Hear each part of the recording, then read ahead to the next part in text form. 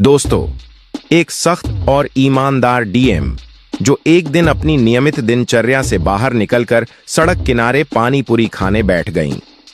वह आम जनता के बीच रहकर उनके अनुभव और समस्याएं जानने की कोशिश करती थीं, ताकि उनकी जिंदगी को बेहतर बनाने में प्रशासन की मदद कर सके। इस दिन भी वह उसी उद्देश्य से सड़क पर बैठी थी, लेकिन सड़क पर भीड़ इकट्ठा होने के कारण दरोगा ने डीएम मैडम को संदिग्ध समझ लिया। डीएम मैडम पानी पूरी का आनंद ले रही थीं। अचानक से डीएम मैडम के गाल पर तमाचा पड़ा, चटाक। फिर जो हुआ उसको जानने के लिए वीडियो में अंत तक बने रहना दोस्तों। रविवार की सुबह थी।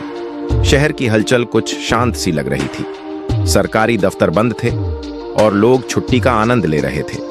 लेकिन कलेक्टर ऑफिस के आलीशान बंगले के अंदर एक साधारण सी महिला आईने के सामने खड़ी थी। उसने न सिंदूर लगाया, न कोई भारी गहना पहना, बस एक साधारण सूती सलवार कुर्ता और एक दुपट्टा कंधे पर डालकर वो तैयार हो गई। नाम था उसका प्रिया शेखावत, जिला मजिस्ट्रेट। लेकिन आज वो प्रिया शेखावत नहीं, बस एक आम नागरिक बनकर सड़कों पर निकलने वाली थी। हर हफ्ते वो अपनी पहचान छिपाकर शहर की जमीनी हकीकत देखने निकलती थी। आज उसने सोचा था, काफी दिन हो गए कुछ ताजा चटपटा खाने को, चलो पानी पूरी खाते हैं। बिना सिक्योरिटी, बिना किसी सरकारी गाड़ी के प्रिया पैदल ही निकल गई पुराने शहर की गलियों की ओर। वहां का स्वाद उसे हमेशा खींच लाता था। सड़क किनारे एक पानी पूरी वाला ठेला दिखा। भीड़ ज्यादा नहीं थी, लेकिन लोगों की बातचीत और हंसी की आवाजें माहौल को खुशनुमा बना रही थीं। भैया मिक्स वाला देना, प्रिया ने मुस्कुराकर कहा। पानी पूरी वाला थोड़ा झिझका, लेकिन फिर सामान्य ग्राहक समझकर उसने प्लेट थमा दी। वो बैठी ही थी कि तभी अचानक तेज सीटी की आवाज आई। कुछ पुलिस वाले इधर उधर खड़े थे और तभी एक मोटे शरीर वाला दरोगा वहां आया। नाम था विक्रांत यादव। वो गुस्से में बोला, कौन है ये?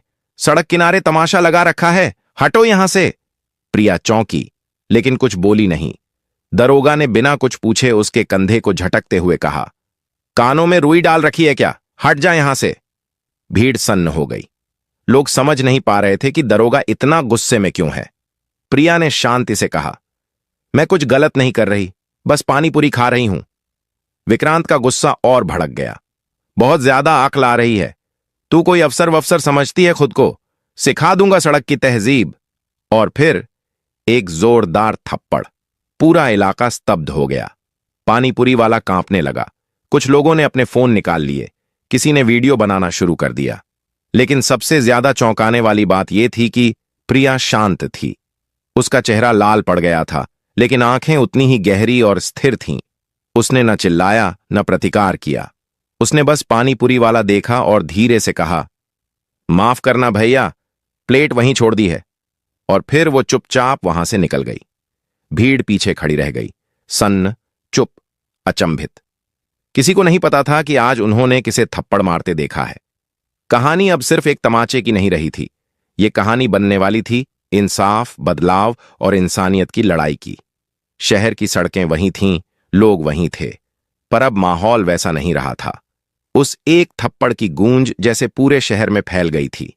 किसी ने मोबाइल में रिकॉर्ड किया गया वीडियो सोशल मीडिया पर डाल दिया था और वो वायरल हो गया। वीडियो में साफ साफ दिख रहा था, एक साधारण सी महिला सड़क किनारे पानी पूरी खा रही थी और एक दरोगा वर्दी में, रॉब में, बिना वजह उसे थप्पड़ मार देता है। कुछ ही घंटों में वो वीडियो हर फोन की स्क्रीन पर था। थप्पड़ कैन ट्रेंड करने लगा। लोग पूछने लगे, कौन थी वो महिला? क्यों मारा गया थप्पड़? क्या हम इतने असंवेदनशील हो गए हैं? लेकिन इन सबसे दूर प्रिया शेखावत अपने घर लौटी थी। उसका चेहरा सूझा हुआ नहीं था, लेकिन आत्मा जरूर थर-थर आ गई थी। वो बाथरूम के आईने में अपना चेहरा देखती रही। एक महिला अफसर जो जनता की सेवा में खुद को झोंक चुकी थी, आज उसी जनता के बीच में एक थप्पड़ खाकर लौटी थी। उसने गुस्से में कोई आदेश जारी नहीं किया, किसी को बर्खास्त नहीं किया, किसी को बुलाकर डांटा नहीं। उसने बस एक कॉपी निकाली और उसमें लिखा, जब गलतियां व्यवस्था की वर्दी पहन लें, तब जवाब सिर्फ डांट नहीं, बदलाव होना चाहिए। वो जानती थी कि पूरा सिस्टम एक थप्पड़ से नहीं बदलता, लेकिन ये भी जानती थी कि बदलाव की शुरुआत एक थप्पड़ से ही हो सकती है। उधर दरोगा विक्रांत यादव अपने ऑफिस में बैठा था जब थाने में एक सिपाही ने आकर कहा, सर, आपकी हरकत वायरल हो गई है। वीडियो घूम रहा है और लोग गालियां दे रहे हैं। कह रहे हैं कि आपने एक महिला को थप्पड़ मारा। विक्रांत हंसा। तो क्या हुआ? कोई बड़ी बात नहीं, रोज 2-4 को सीधा करता हूं। पता नहीं कौन थी वो। लेकिन तभी उसके मोबाइल पर एक कॉल आया डीएम ऑफिस से। दरोगा विक्रांत यादव को कल सुबह 10 बजे कलेक्टर कार्यालय में हाजिर होने का निर्देश है। उसके माथे पर पसीना आ गया। कलेक्टर, लेकिन क्यों? फोन कट गया। वो अब तक नहीं जानता था कि जिस महिला को उसने थप्पड़ मारा वो प्रिया शेखावत उसी जिले की डीएम थी। तमाचा सिर्फ गाल पर नहीं पड़ा था, अब वो उस कुर्सी पर पड़ा था जहां से कानून चलता है। अगली सुबह उसे एक ऐसे सच का सामना करना था जिसकी कल्पना उसने सपने में भी नहीं की थी। सुबह के ठीक 10 बजे दरोगा विक्रांत यादव डीएम ऑफिस पहुंचा। सफेद कुर्ता पायजामा और झुकी हुई निगाहें अब उसके रौब की कहानी नहीं कह रही थीं।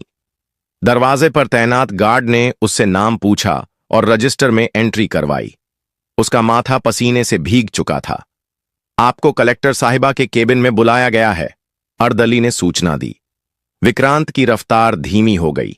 हर कदम जैसे गवाही दे रहा था कि उसके अहंकार की नींव हिल चुकी है।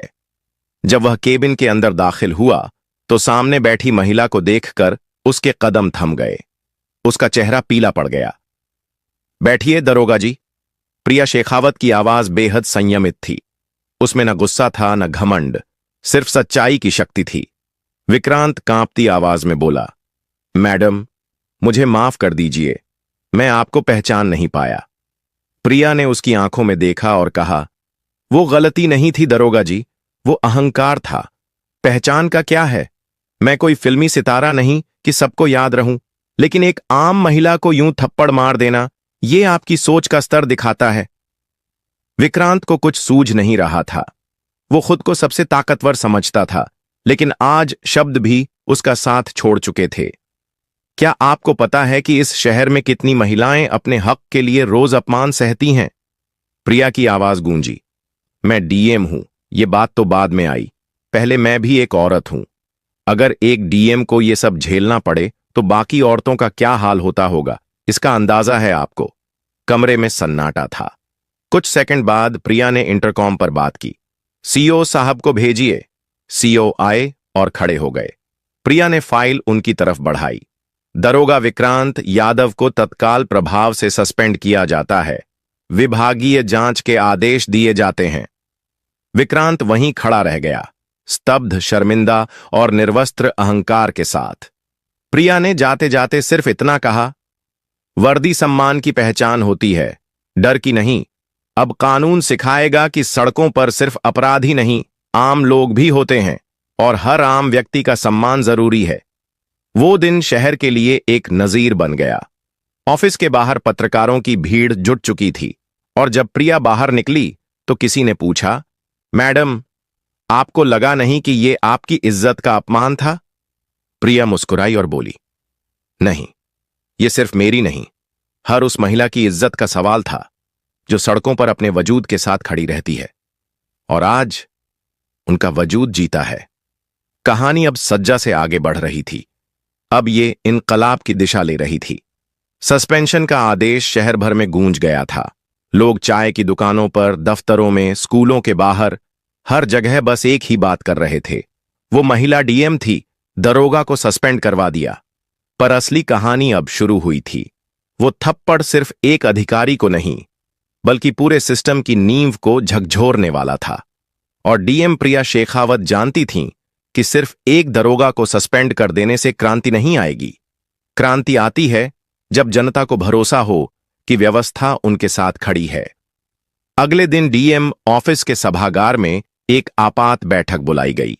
इसमें जिले के तमाम पुलिस अधिकारियों, प्रशासनिक अधिकारियों और मीडिया को बुलाया गया। प्रिया मंच पर आईं। आंखों में दृढ़ता थी और हाथों में सच्चाई का संदेश। उन्होंने बिना किसी लाग लपेट के बोलना शुरू किया। यह मामला सिर्फ एक थप्पड़ का नहीं है। यह मामला है उस सोच का जिसमें वर्दी पहनकर कुछ लोग जनता को अपने जूते के नीचे समझते हैं। मैं ये नहीं कहती कि पूरी पुलिस भ्रष्ट है, लेकिन कुछ ऐसे चेहरे हैं जो पूरे सिस्टम को बदनाम करते हैं। अब वक्त है बदलाव का। लोगों ने तालियां बजाईं, पत्रकारों की कलमें दौड़ने लगीं, सोशल मीडिया पर इंसाफ की चिंगारी ट्रेंड करने लगा। फिर प्रिया ने कुछ चौंकाने वाला किया। उन्होंने एक नई मुहिम का ऐलान किया, जनता जन सुनवाई अभियान। एक ऐसा प्लेटफॉर्म जहां आम नागरिक पुलिस और प्रशासन के खिलाफ अपने अनुभव साझा कर सकते थे और उनकी शिकायतों को प्राथमिकता के आधार पर सुना जाएगा।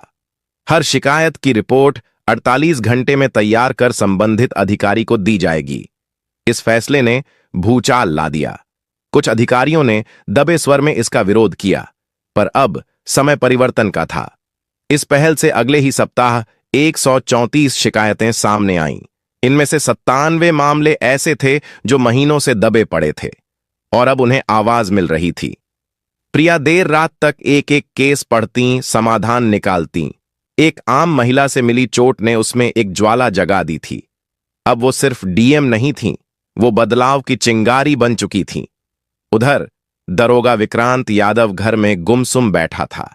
मीडिया ने उसका नाम मिट्टी में मिला दिया था।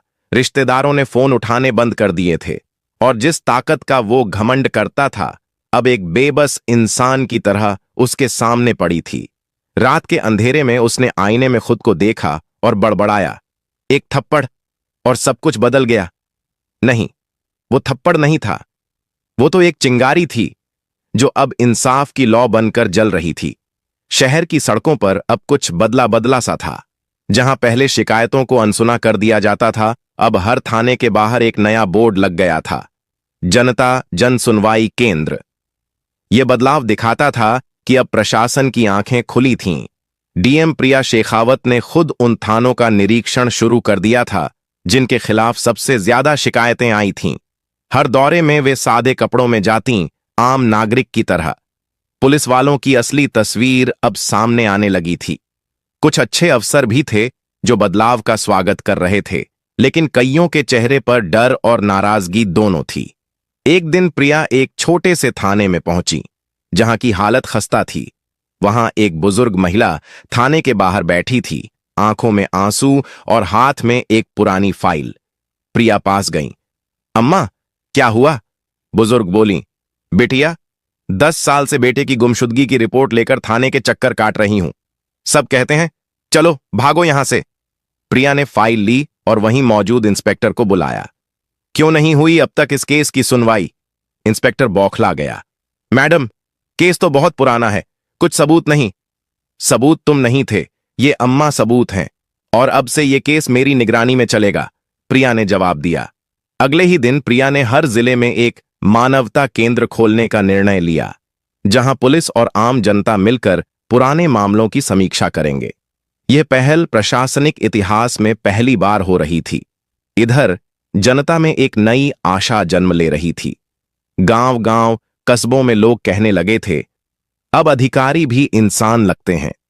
लेकिन बदलाव की राह कभी आसान नहीं होती। कुछ नेताओं और भ्रष्ट अधिकारियों को यह नया सिस्टम खलने लगा था। दरोगा विक्रांत का भाई एक प्रभावशाली विधायक था जिसने डीएम पर दबाव बनाना शुरू किया। फर्जी शिकायती पत्र भेजे गए, सोशल मीडिया पर प्रिया के खिलाफ अभियान चलाए गए। एक बार तो किसी ने उनकी कार की ब्रेक तक कटवा दी, पर प्रिया रुकी नहीं। उन्होंने डीजीपी से मिलकर सारी बात रखी और सीधा कहा, अगर मुझे रोकने की कोशिश की गई तो मैं पूरी व्यवस्था को मीडिया के सामने लाकर खड़ा कर दूंगी। डीजीपी ने स्थिति की गंभीरता को समझा और प्रिया को विशेष सुरक्षा बल मुहैया कराई।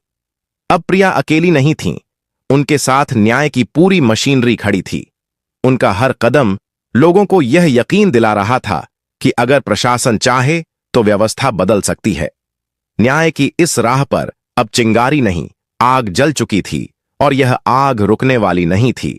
प्रिया शेखावत की न्याय यात्रा अब केवल प्रशासन तक सीमित नहीं रही थी, बल्कि वह राजनीति के गलियारों में हलचल मचाने लगी थी।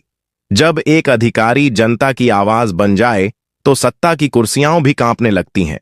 विधायक जगमोहन यादव, जो निलंबित दरोगा विक्रांत यादव का बड़ा भाई था, अब खुलकर मैदान में आ गया था। उसने प्रिया के हर कदम को राजनीतिक ड्रामा बताना शुरू कर दिया। एक दिन विधानसभा में सवाल उठा, क्या डीएम का काम जन सुनवाई करना है या कानून व्यवस्था देखना? प्रिया पर चौतरफा दबाव बनने लगा। उन्हें बुलाया गया, राजधानी में, सचिवालय में, मंत्रियों के सामने। वह वहां पहुंची तो उन्हें देखने वाली नजरें दो धड़ों में बंट गईं। कुछ आंखें घूर रही थीं, कुछ सलाम कर रही थीं। बैठक शुरू हुई। एक वरिष्ठ मंत्री बोले, आपके इन कदमों से प्रशासनिक संतुलन बिगड़ रहा है। जनता की भावना ठीक है, लेकिन आपको अपनी सीमाएं समझनी चाहिए। प्रिया ने संयम से जवाब दिया, सीमा वही होती है जहां अन्याय शुरू होता है। मैं उस लाइन को मिटा रही हूं। कमरा एक पल को शांत हो गया। मंत्री कुछ बोल नहीं पाए, लेकिन इसके बाद जो हुआ वो अप्रत्याशित था। प्रिया को 15 दिन की छुट्टी पर भेज दिया गया। कारण बताया गया, स्वास्थ्य लाभ। पर हर कोई जानता था कि ये एक साजिश थी, उन्हें दूर करने की कोशिश। पर प्रिया भी अब वो लड़की नहीं थी जो शुरुआत में थी। उन्होंने छुट्टी का एक एक दिन जनता के बीच बिताया। वो गांवों में गईं, खेतों में बैठीं, बच्चों के स्कूल में जाकर बोलीं, मैं छुट्टी पर नहीं, सेवा पर हूं। जनता ने उन्हें सिर आंखों पर बैठा लिया। गांव के बुजुर्गों ने उन्हें बेटी बहादुर कहना शुरू कर दिया। प्रिया ने मोबाइल ऐप लॉन्च किया, सुनवाई, जिसमें कोई भी नागरिक अपनी शिकायत सीधे अपलोड कर सकता था, चाहे डीएम ऑफिस खुला हो या बंद।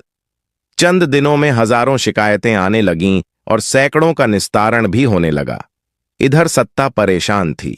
मीडिया दिन रात प्रिया की कहानी दिखा रही थी। सोशल मीडिया पर बेटी बहादुर ट्रेंड करने लगा था। विधायक जगमोहन का चेहरा मुरझाने लगा था। उसने कुछ स्थानीय गुंडों के जरिए प्रिया को धमकाने की योजना बनाई। एक रात जब प्रिया अपने गांव दौरे से लौट रही थीं, उनकी गाड़ी के सामने अचानक एक ट्रक आ गया। ब्रेक लगे, गाड़ी रुकी, लेकिन प्रिया को कुछ नहीं हुआ। सुरक्षा बल मुस्तैद था। प्रिया ने थाने पहुंचकर खुद रिपोर्ट लिखवाई और कैमरे के सामने सिर्फ इतना कहा, सत्ता की साया अगर सच्चाई पर गिरने लगे तो वो साया नहीं, काली रात होती है, और मैं इस रात को सुबह में बदल कर रहूंगी। अब ये सिर्फ एक संघर्ष नहीं था, ये युद्ध था, सत्य और सत्ता के बीच। प्रिया शेखावत के लिए संघर्ष अब नई दिशा में मोड़ ले चुका था। सत्ता और राजनीति की दीवारें उनके रास्ते में थीं, लेकिन अब वो जनता के बीच सच्चाई का प्रतीक बन चुकी थीं। एक नई ऊर्जा और आशा जनता में भर चुकी थी। विधानसभा में हो रही हलचल अब प्रिया के खिलाफ थी, लेकिन यह चुप्पी नहीं रह सकती थी। उन्होंने कभी न पहले इतनी शिद्दत से जनता को अपने पक्ष में खड़ा किया था। हर एक गांव, हर एक कस्बे अब प्रिया की चर्चा कर रहा था। उनके कामों के चलते जनता की उम्मीदें आसमान तक पहुंच चुकी थीं। अब प्रिया का मुख्य लक्ष्य था भ्रष्टाचार और राजनीतिक दखल से लोहा लेना। उनकी सबसे बड़ी शक्ति थी जनता का समर्थन। जनता ने एक बड़ा आंदोलन शुरू किया। अचानक एक दिन जिला मुख्यालय के बाहर हजारों की संख्या में लोग इकट्ठा हो गए। उनका एक ही नारा था, इंसाफ चाहिए। प्रिया ने सीधे तौर पर उन सब के सामने आकर कहा, आपका आंदोलन मेरे लिए एक चुनौती नहीं, एक वचन है, और जब तक हर एक की आवाज नहीं सुनी जाएगी, हम लड़ते रहेंगे। यह एक अनोखा दृश्य था। जिला मुख्यालय के सामने पुलिसकर्मी, अधिकारी और सामान्य नागरिक एक ही जगह खड़े थे। कभी इस तरह का मेल मिलाप नहीं हुआ था, लेकिन आंदोलन की एक कड़ी में एक नया मोड़ आया। एक दिन स्थानीय पंचायत में भ्रष्टाचार का बड़ा मामला सामने आया। कुछ सरकारी योजनाओं में पैसे का गबन हुआ था। प्रिया को पता चला कि पंचायत के प्रमुख और उनके कुछ समर्थक इस गबन में शामिल थे। प्रिया ने तुरंत जांच के आदेश दिए। जांच में पता चला कि इस गबन में न सिर्फ पंचायत सदस्य बल्कि कुछ बड़े राजनीतिक नेताओं का भी हाथ था। जनता में गुस्सा फैलने लगा। एक नेता की खाल उधेड़ी जा रही थी और प्रिया ने बिना किसी डर के इसकी सच्चाई सबके सामने रख दी। वह दिन था जब प्रिया का नाम पूरे राज्य में फैल गया। विरोधियों के पास अब प्रिया को खामोश करने के अलावा कोई रास्ता नहीं बचा था।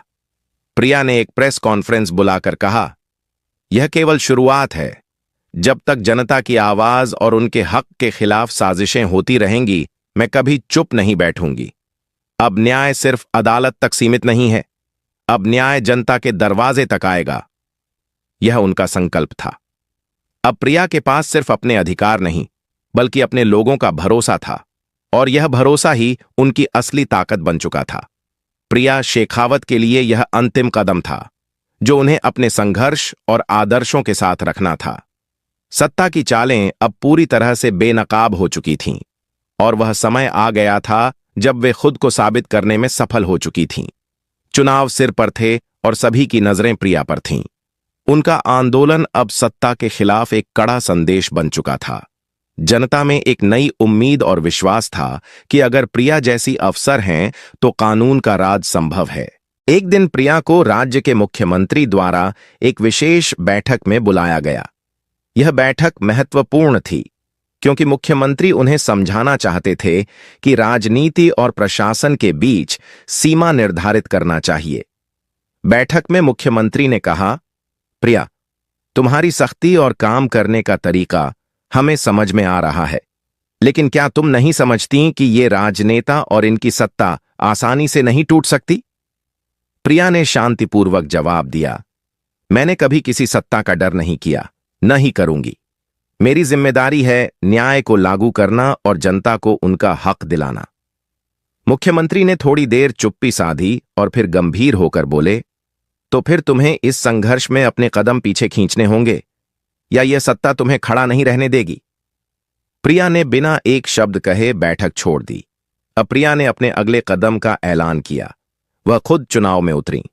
उन्होंने खुलकर कह दिया, राजनीति और प्रशासन का अब एक ही चेहरा होगा, जनता का चेहरा। जनता ने उनका साथ दिया और चुनाव में प्रिया की जीत सुनिश्चित की। अब वह केवल एक डीएम नहीं बल्कि मुख्यमंत्री बनने के मार्ग पर थीं। प्रिया ने चुनावी सभा में जनता से कहा, यह मेरी नहीं, हम सभी की जीत है। यह जीत इस बात की है कि अब प्रशासन और राजनीति के बीच कोई दीवार नहीं होगी, केवल न्याय और सच्चाई की राह होगी। चुनाव के परिणाम ने राज्य की राजनीति को हिला दिया। प्रिया शेखावत को मुख्यमंत्री के रूप में शपथ दिलाई गई।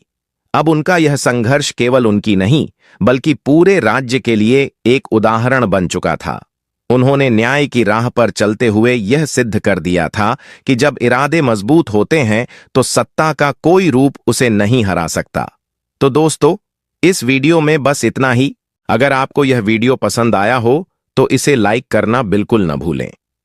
आपका एक लाइक हमें और बेहतरीन कंटेंट बनाने की प्रेरणा देता है। इस वीडियो को अपने दोस्तों और परिवार के साथ शेयर करें। हो सकता है यह वीडियो किसी की मदद कर सके। अगर आप हमारे चैनल पर नए हैं तो जल्दी से सब्सक्राइब कर लें, क्योंकि हम आपके लिए ऐसी ही जबरदस्त जानकारी लाते रहते हैं। सब्सक्राइब करने के बाद बेल आइकन जरूर दबाएं ताकि आपको हमारी हर नई वीडियो की नोटिफिकेशन मिले। हम पूरी कोशिश करते हैं कि आपको बेहतरीन कंटेंट दें। आपके सुझाव हमारे लिए बेहद खास हैं। कमेंट में हमें जरूर बताएं कि आपको यह वीडियो कैसा लगा। इस वीडियो को देखने के लिए आपका दिल से धन्यवाद। आप हमारे लिए सिर्फ दर्शक नहीं, परिवार हैं। हमारा मकसद सिर्फ जानकारी देना नहीं बल्कि आपके जीवन में सकारात्मक बदलाव लाना है। इसलिए वीडियो को पूरा देखें और सीखें। कुछ नया करने का जज्बा हमेशा बनाए रखें। कभी हार मत मानिए, क्योंकि हार के बाद ही जीत होती है। मेहनत करते रहिए और खुद पर भरोसा रखिए। हर दिन कुछ नया सीखिए और दूसरों को भी सिखाइए। इसी सोच के साथ हम आपसे विदा लेते हैं। अगली वीडियो में फिर मिलेंगे नई जानकारी और नए जोश के साथ। तब तक खुश रहें, सुरक्षित रहें और सीखते रहें। मिलते हैं अगली वीडियो में। जय हिंद।